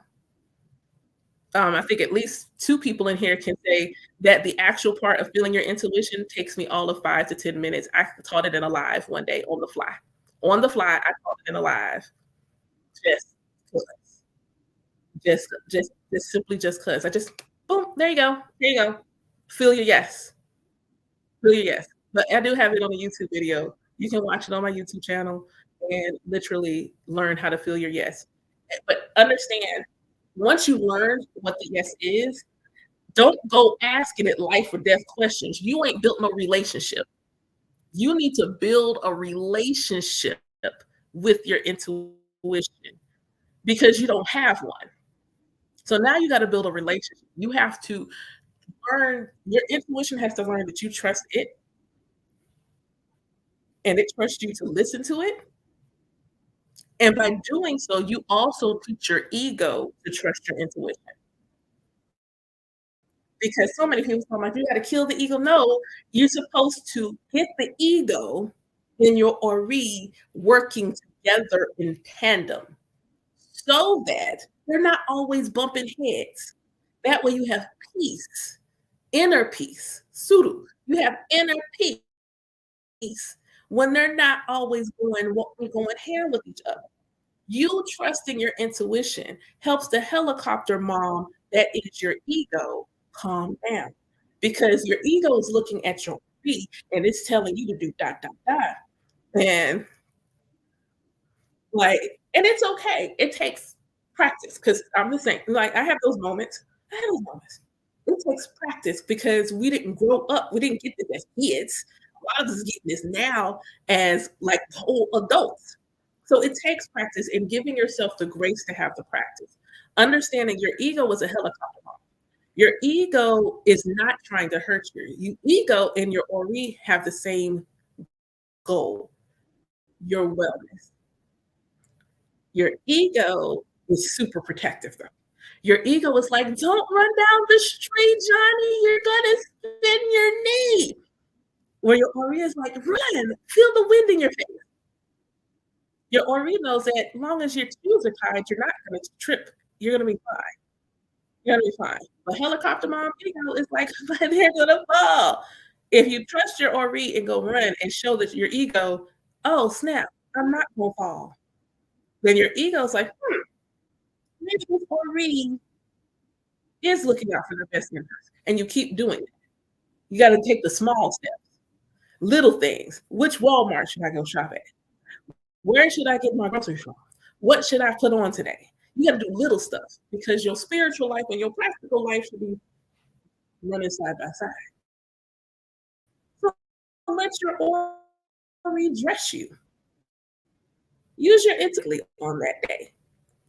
And the more you do that, when it's time for you to ask the big questions, the real big questions, when you get your answer, both your ego and your ori are on one accord about how you need to move. They're on one accord. Good, yay. Being able to do that. And yes. And like now, when you get good at it, it's like pulling the card on the fly.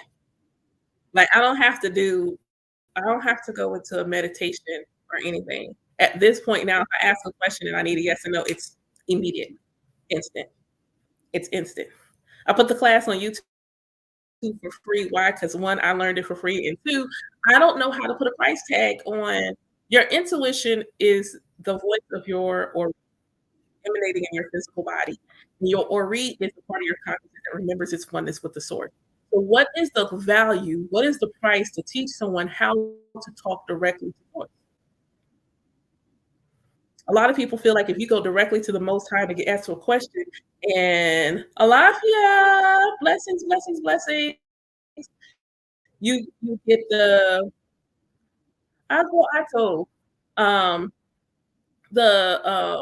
you get your cryptic, it doesn't have to always come to you in a parable.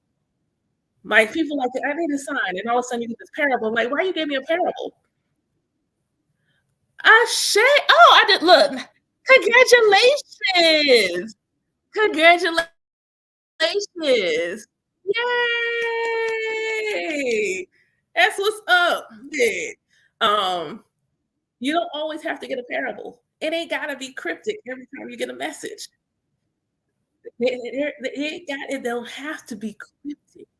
I promise you, all your messages don't have to be like this, like, "Okay, now how do I decipher that?" It don't gotta be that way. I promise you, if you ask your spiritual core to give it to you straight up, no chaser, they will give it to you straight up, no chaser. They will give it to you that way. They will absolutely give it to you straight up, just direct, like, real extra, like, "That's loud?" Example, I asked so I had already gotten an divination temple. That's a thing, you need to expand to just being Elay. No, you can't lose your intuition, but it's a muscle. It can get, what's the third? Lethargy? No, whatever the thing where your muscles get weak. Your spiritual gifts are muscles. Your spiritual gifts are muscles. So, when you think of your spiritual gifts as a muscle, when you don't go to the gym, that muscle stops being as strong it was when you started going to gym. Exactly. It's not that it's gone, it is simply that you ain't been to the gym in a while. And this is for all. So every human being has intuition. Every human being. There isn't a human being on this planet that doesn't have intuition. Why? Because every human has an ori. So every human being on the planet has intuition. But there are, just like with any, like, there's some kids who are naturally stronger some people than other children. So for some people, the intuition is inherently born with stronger than other people. Some people have to work a little harder. This is the same thing with any muscle, any gift, because this isn't a talent. A talent is something you learn. A gift is something you already have. So with any gift, some people are able to wield the gift more effectively than others. With your psychic gifts, all of your clairs, people who are mediums, oracles, who are naturally more in tune, they go to the spiritual gym a lot. And I don't mean divining a lot, I mean trusting their intuition a lot. They do things to purposely bond, yes, like a singer. They work their muscle. They work their muscle a lot. The people who don't, just it's an accident, "Oh, snap, I guess I trusted my intuition, da, da, da, da. Maybe it's just Maybelline." Like, sorry. And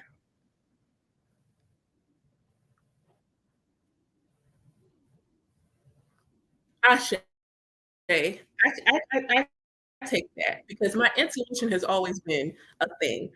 Clairvoyance, I know now clairvoyance is not simply, "Oh, I see spirits." Clairvoyance is also I have vivid dreams and I'm able to recall them like watching a movie. That has always been a thing since I was a child. So I have always natural clairvoyant, always been a natural clairvoyant. Apparently, I was also a natural medium and I turned it off. Um, yes, a gift is something naturally you have, and a talent is a skill you can develop. Everybody, and like, yes, you have to get comfortable with it. Some people, it's just like I said, some people are a savant.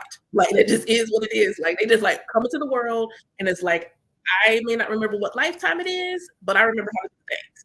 I can do things. Even if they don't know they remember, they have to get reintroduced to it. And then all of a sudden it's like, why is this coming so easily to me? Why does this come so easily? But intuition is the one psychic gift. And if you look it up in the dictionary, it even says that is a psychic gift. Intuition is a one psychic gift every human being on this planet can tap into easily, but nobody is taught how to do it. Every human. Yes. Yes. Yeah. Some of us, yeah, that's all I say. Some just get it like they live.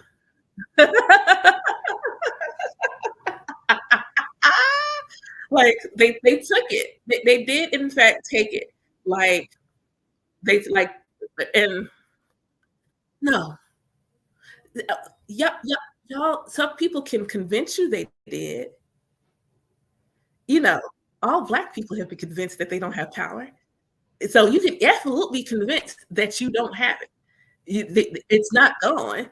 It's not gone. You've been convinced. You've been tricked. You've been, as he would say, hoodwinked, bamboozled, run amok, and led astray. That can actually be a thing. But what is yours? Stay still. Stay still. Don't go nowhere. What is yours is yours. What is yours is yours. It cannot be stolen from you. If it belongs, if someone takes it, it belongs to you. All the things belong to you, but you can be convinced that you're not worthy. You could be convinced that you don't deserve it. You could be convinced you couldn't possibly. How could you? Who said? Who gave you permission to talk to the divine? Who told you that you could talk to spirit? And then, in the same breath, it could be. It's not even that. It's just you can't. You know what? It's like a light. It's like a candle. The candle flame can be, dimmed. You could put something in front of it, an obstacle to hide, from you. The obstacle be hide from you, and it'll be weak. The flame will be, like, weak. It's not getting all the good stuff. You're not fanning the flame. You're not fanning it, so it weakens. But you can always build it back up. See, we keep giving our power away. We keep saying, like, "This person can do it." Like, are you one with the Most High or nah? It can't be one way or the other. It can't be both. You're either one with source or you're not. And when you move like you one with source, you understand, okay, I just need to get back in the gym. I just gotta get back to the gym. Anybody take me. I just gotta get back to the gym. And sometimes when those things feel like you're tired, even like feeling tired and drained, you're still in a human vessel. You're still in a human vessel. So some of those human things like I need to sleep, I need to eat, I need nourishment, all those things will always still come into play. But your gift is your gift. And intuition is one of those things where people have just told us it's just a random thing. That's what we learned. Intuition is a random thing. We can't tap into it. It's just something that randomly happens. So you don't treat it like a spiritual gift because you think it's something that just randomly happens. But instead of thinking it's something randomly happens, realize it's actually divine communication. So now you're like, well, instead of haphazardly trusting my intuition, I would say damage is the wrong word. You can hamper your trust. See, the gift itself is unfazed. The gift itself is unfazed. It is your perception of it that is phased. Your perception of it is phased. Your perception of the gift is phased. So, for instance, if you are, you know, trying to learn how to trust your intuition, and when you're trying to learn how to trust your intuition, you end up in a situation where you're talking to somebody. We talked about this earlier. You just can't tell everybody everything. So you're talking to somebody, and your intuition has told you to go off and do this wonderful thing. And you're excited. You're like, yes, I'm excited about this thing. Why? Because you're feeling really in line with the thing that your intuition is guiding you towards. And then you talk to somebody,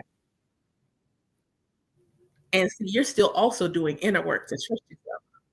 And see, you grew up in the Abrahamic tradition who told you to not trust in your own understanding, but you try to learn that you are one with the Most High, so you have access to infinite understanding here, here, right here, right here. But you start talking to your people, and doubt starts to simmer in there. I'm like, well, maybe the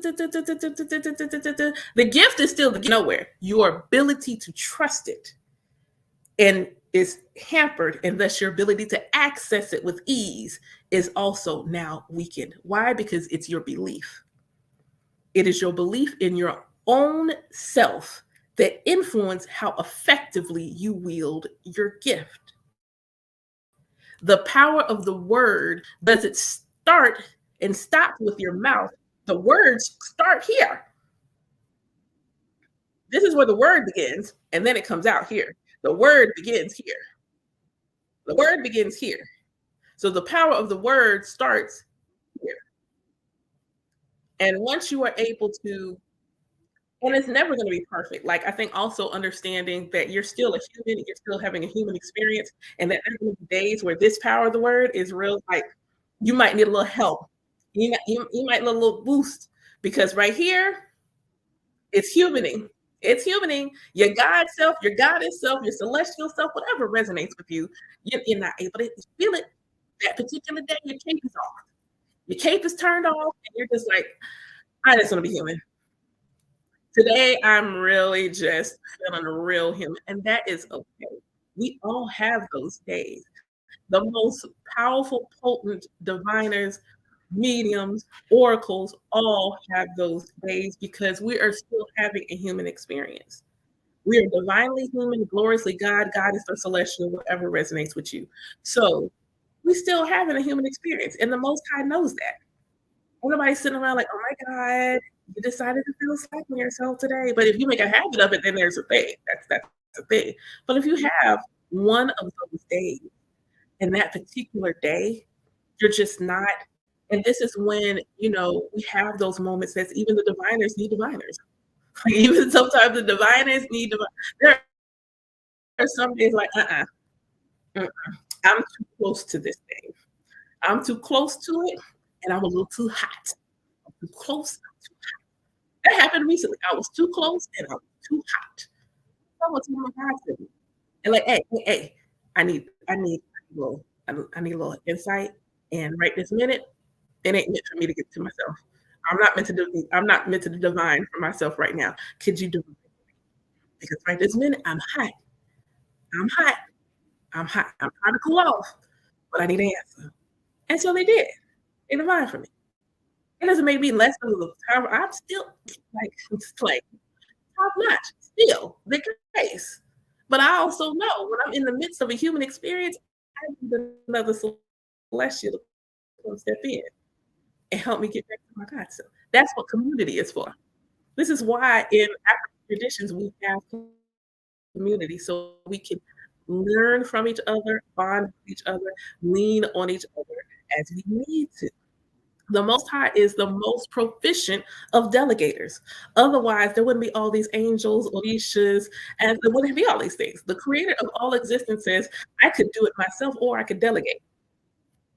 And even though the creator is delegating to herself, she's still delegating nonetheless. Like, I'm going to have these energies do that, and these energies do this, these energies do that, and I'm going to have a human experience and be supported by all these energies. The most proficient of all delegators. I can do it myself, but why? I can do it myself. Some things, okay, yeah, I got this myself. And something is like, you can handle it. But letting your gifts be quelled by the nonsense of the outside, no. The creator is not a woman. The creator is not a man. The creator is the creator. So depending on, hi, Darcel, the mood that I'm in, which way, the creator is non-binary. The creator is non-binary.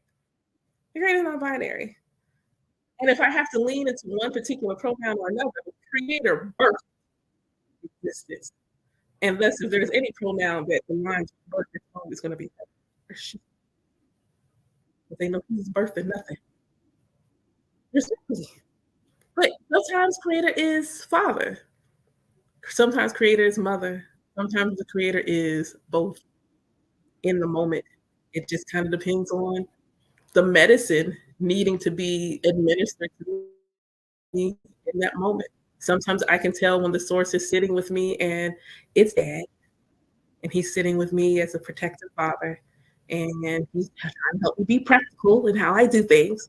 And sometimes she's mother.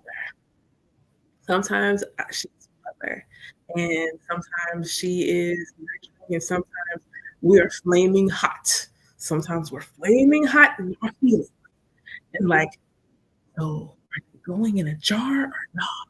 And I'm like, "No, no, they're not going in a jar." And that's okay. It's okay. You don't need a pillar of salt? No, I don't need no pillar of salt today. That's not how we move it today. The creator is infinite, infinite. And as especially, especially Black men and women, the ability to look in the mirror and see the Most High looking back is you need to be able to go stand in the mirror and look at the face of your creator and smile because that is who's looking back at you. Oh, the pillar of salt. That's a reference to, what you call it? What you call it? Lot's wife getting turned into a pillar of salt. Sometimes I need nurturing, protection, and sometimes I want someone turned into a pillar of salt. Kinda just depends. When you're asking for your protection, it can be really gentle. "Hey, just tap them. Just pop their hand a little bit," and that's okay. Sometimes some people just need their hand. Some people need to be turned into a pillow. Some people need that's what they need. What do you want to have happen? They need all the smoke. That's what they need. They need all the smoke. And it's 2:22. Shouts out to the twos. Shouts out to the twos. Okay. So, like, real talk, I got 9 minutes of my life left to share with y'all. 9 minutes because I was planning to be done 30 minutes ago. But here y'all go. Yes to the all the twos. Yes, twos. Yes. Okay, okay, okay. Birthdays showing up is always a good sign. Birthdays showing up is always a good sign. Birthdays showing up is always a sign you are in the right place at the right time with the right people. Birthdays are always a sign of being in alignment with yourself. It's your birthday. It's always a sign that you are in alignment. I love that. Yay. All right, so 8 minutes, 8 minutes, 8 minutes. So throw one good, so somebody throw one good last closing out. Oh, you're so welcome. You're so welcome. I hadn't been live in a minute because yes, Spirit had told me not today, not today, not today. So this is the first time I've gotten a green light to come on in a minute. And it's like, nah, not today, not today, nope, not today. So today was a good day. It was a good day to come and share light. I enjoyed myself. So I'm gonna get like y'all got a chance for one good question. Somebody give me something good. Tell me something good. Ask me something real good, real good to close out. Um, oh, thank you. I'm just letting you know, like, if I'm on live next week, it'll be probably between Tuesday and Thursday because I got stuff going on next weekend, and I'm trying to get everybody's one-on-ones in with me early in the week. Early in the week, I'm trying to get one-on-ones. Oh, okay. One-on-ones early. So one, let's see. So set 8 no, what's my what math? 6 minutes. 6 minutes. Any question, one last question, anything that you want to ask within reason. Within reason. Within reason. I'll see if I can answer it. There you go. I won't promise to answer it. That's one question. Those of you who like numerology and would love to know numerology of 2024, please make sure you go to my shop. It is only $24, and you can get a private link to the video where I will go through the numerology of the entire year. I'm doing the year 8 energy. What does 8 energy look like based on your own personal number and the energy for each month of the year? So really detailed, and I'm only charging $24 for it. And if you purchase it by Christmas Eve, it's technically 20% off. So I am doing that. I also have a 2024 year ahead bundle where you can get an E5 divination, paired with your personal numerology of the year. You get tickets to my distance Reiki as well as included with the candle blessing that I'm doing at the end of the year. So for the 2024 candle blessing, you get all of that in one package, or you can get all the things individually. However you decide you want to do it. It's a holiday. I tried to make stuff easy. If you want the bundle package and you're like, yo, I can't do the whole thing at once, I even have a payment plan just so that you can still take advantage of it. You are absolutely, you don't look, so, baby, won't you come my way? Like you are absolutely able to send people my way. I am grateful for it. Like definitely send people my way. I actually have I'm taking on 5. Yeah, to start the year, I've opened myself up to allow 5 more people to join my mentorship program. I have the bandwidth to take on 5, so I'm taking 5 new students on, and even that's on sale. The first month is 50% off if people enroll by Christmas Eve. So, I'm constantly, people buying gifts and stuff, but they wanna do the things. I'm trying to make it easy for people to do the things. So, I'm really excited. Um, 2024 Soulful Saturdays will be back in full effect because I am expanding from simply an Elay to a temple. So Soulful Saturdays will be good. Oh yeah, yeah. y- y'all be mindful. Like, and they like understand. They hit me up too, which be real hilarious. They be all in my inbox. Do you know that your ancestors? If you look at my username before you sent this, what call center y'all at? Clearly, y'all just have script. Y'all just in a call center scamming people. Y'all got a scammers call center, and y'all all have the same script. That's why you be inboxing mediums and stuff. Why would you inbox a medium? That seems crazy. That doesn't make sense at all. You gonna inbox a whole medium? It's a, like really? Your ancestors told me to tell you, like the foolishness. What? Oh, this is the best one. My Right. They don't care. They do not they don't care. Some of them are bots, some of them, they just be, like, stalking certain people's pages, watching who interacts in the comments, and just, like, jumps on them. Like, "Ooh, there's one, let's try this one." They don't read the profile, they just try, they just inbox. They just and I'm just like, "No, no, no." Like, on Instagram, oh my god, my personal page, my private page on Instagram, at one point, 1 month I got a friend request in a DM from the same dude with 6 different names. It's the same pictures, same profile picture and everything. Same pictures on the profile, all different names. And do y'all even communicate with each other? How y'all all right, that one. John Jacob Jingle Irish. His name is my name too. And I mean the same variation of the name. I'm like, bruh, what are you doing? Who is your manager? Where's your manager?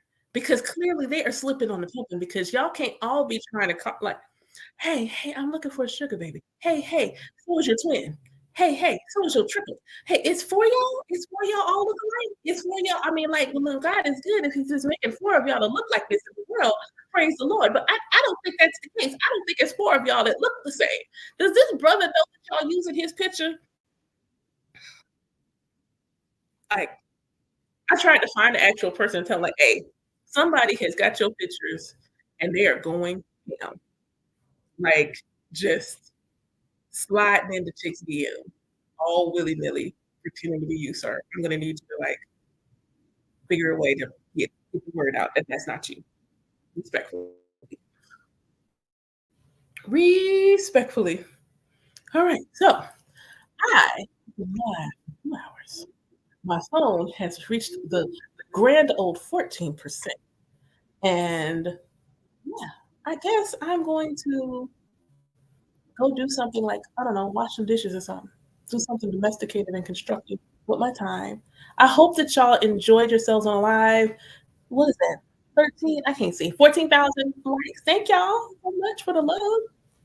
Thank you for all the glitter badges and the gifts, and thank you for the interaction in the comments. It means like so much. I don't get to come live as often as I probably would like, but hopefully in 2024 I will do it more.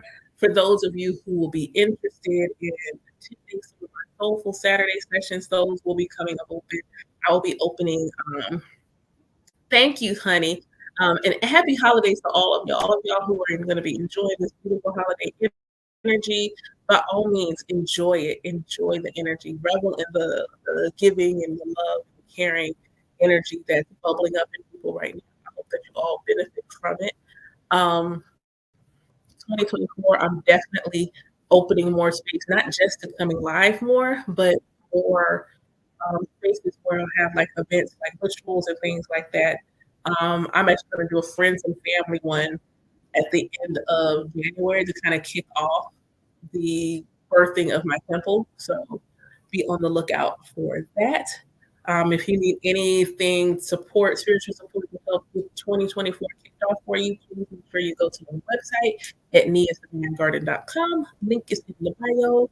But I guess I will meet y'all all a good farewell. Crystal, it's so nice to see you. Thank you so much to everybody. Y'all make sure y'all join my mailing list on my website. Y'all stay in the know what's popping, what's cracking. Because I do offer some things like privately to just my mailing list that I don't offer out publicly. Okay, take care. Bye. It's not Zoom. So I don't do that.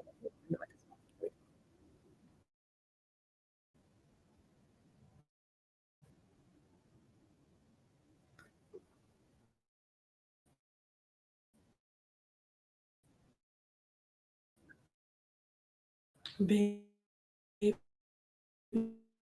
won't you come away?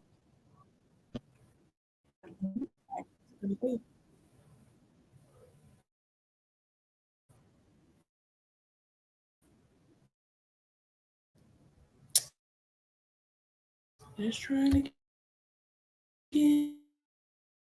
you to baby. I'm gonna close that. Oh, StreamYard has